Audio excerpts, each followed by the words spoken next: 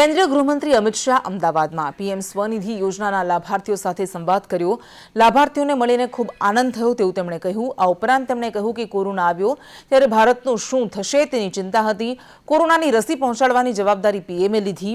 નરેન્દ્રભાઈ 2024માં ચૂંટાવાના જ છે। રોજનું કમાઈને રોજ ખાતા લોકો માટે પીએમ સ્વનિધિ યોજના છે।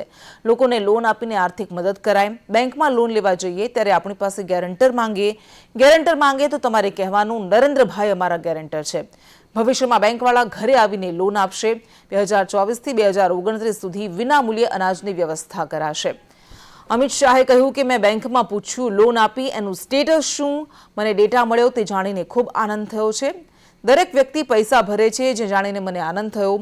સ્વનિધિથી સ્વાભિમાન સુધી લોકોને પહોંચાડવામાં આવ્યા। 1 કરોડ અરજીમાંથી 96 લાખ લોકોને લોન મળી ગઈ।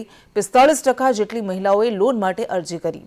40 લાખથી વધુ લારી ગલ્લાવાળા ડિજિટલ તરફ વળ્યા। તો વન નેશન વન કાર્ડથી અહીંયા રાશન મળે છે। અહીંયા કેટલાક લોકો યુપીથી આવ્યા છે। અહીંયા પણ લોકોને અનાજ મળે છે।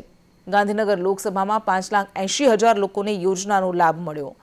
લગભગ 3 કરોડ લોકોને ઘર મળ્યા। 4 કરોડને વીજળી, 10 કરોડ ગેસ સિલિન્ડર આપ્યા।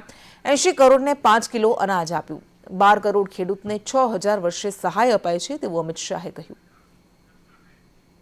સુરેન્દ્રનગરમાં ખાણ ખનીજ ચોરીનો વિડીયો વાયરલ થયો છે। ખનીજ ચોરી કરવા માટે ટ્રેક્ટર ખાડામાં ઉતારતો વિડીયો વાયરલ થયો।